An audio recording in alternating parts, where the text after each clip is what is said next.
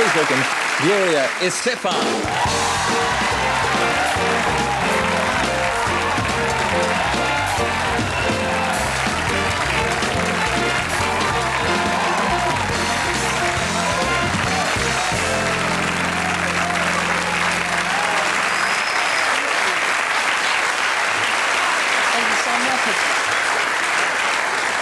Thanks for coming in, Gloria. Now, you went to the Melbourne Cup today. Yes, I did. Big win, are we talking? Big bet, let's put it that way.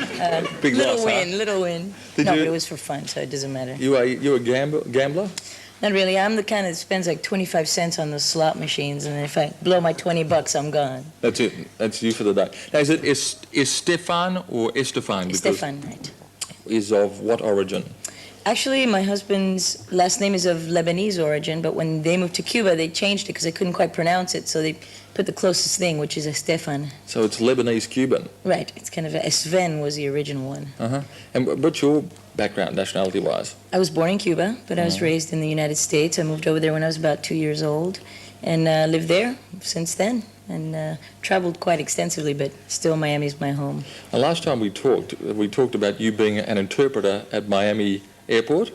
Miami International, yes. Customs and Immigration. And you recounted the particular tale of when a nun was trying to smuggle a salami through customs. Yes. It was very embarrassing for me, I'll tell you. Actually, the agriculture man smelled it on her. And Can I ask, is it the practice of Miami agricultural men to smell nuns on the way through? this particular nun had a very peculiar aroma about her. And it was very embarrassing because I had to tell her to raise her habit. And it was not good. It was not pretty sight either. She had the salami hanging on a rope around her waist. And it looked all the while like a monk for a second. Well, yeah, it was a bit confusing, I would say. Although after I watched this show a few nights ago with your sex therapist, I'm sure it's no surprise to people.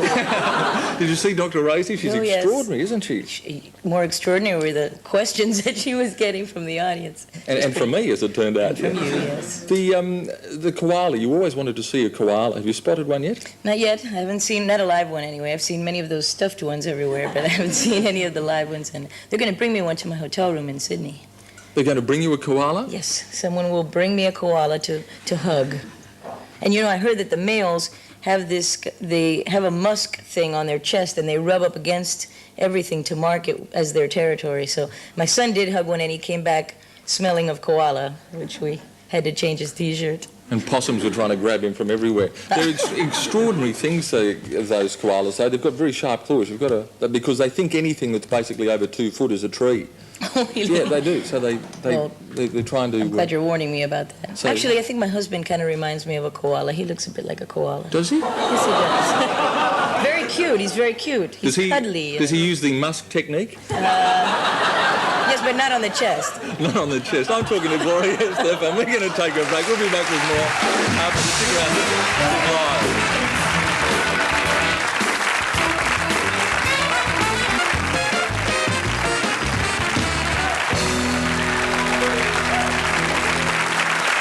And welcome back. This is live. I'm talking to Gloria Estefan, and her security men are standing over there. And we have one of them is a Scottish security man. Now, why? No, that's my tour manager. Oh, is it? Mr. Where's Bill? What happened to the? He's hiding back He's here. hiding. He's very shy, man. Very shy. The security guy is hiding? Yes. That's really valuable in a crisis situation. I've been trying to get away from him all day. You know, at the Melbourne Cup, I kept trying to switch hats with people just to try to escape dodge him. the You know, security people. no, for fun. Now, you've had an extraordinary recovery because, in fact, you broke your back in a terrible accident. Yes, I did. I'm very lucky, actually. They had told me that I may not walk again, so I told them no way, that I would prove them wrong, and sure enough, I think I'm doing more now than I did before I broke my back. What did you go through to recover from the accident? Well, it was a very long process of day-to-day exercise, a lot of exercise. It's taken about a year, and just trying to get back into things. And I wanted to prove to myself that I could do better than before, so I just challenged myself a bit. And fortunately, I had a lot of help from my family and fans who really gave me a lot of support. I have had many letters from Australia. Mm-hmm. Well, in fact, you did more than get back. This is you in concert, and this is extraordinary. Let's have a look. So clear, it's now overcast with mixed emotions.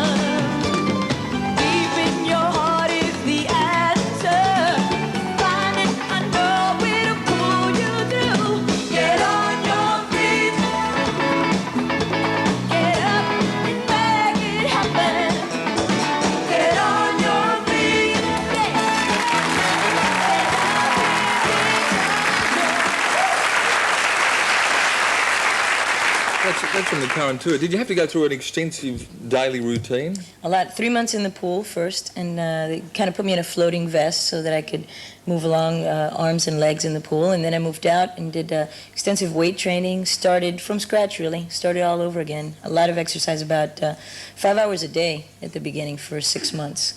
And then after that, now I'm down to 2.5 hours a day, plus a show, so.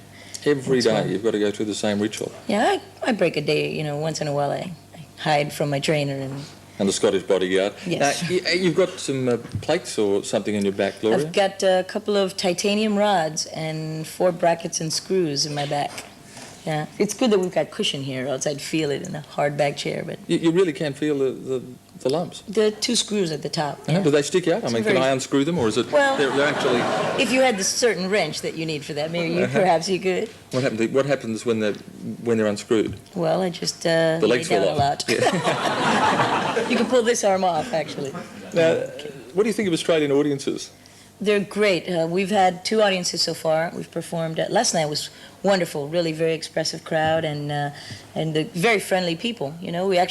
People volunteer telling you where you're headed in the street. They actually go, "Oh, you lost? Oh, go this way." That's a first for us in the world, I think. Actually, you brought your son with you. What's he make of the whole thing? How old is he? He's 11 now. Mm-hmm. He loves it. He's been having a ball. He's went to Movie Land, I think it was, which he says is better than Universal, and he's the theme park expert. So he's done them all? Oh yes, everywhere in the world. So he loved that, and he's been to some wildlife parks. I've been dying to go myself. I haven't had time, but I will, most definitely. He has seen a koala? Oh yes, he's hugged. I told you, he hugged a koala and smelled like koala and everything.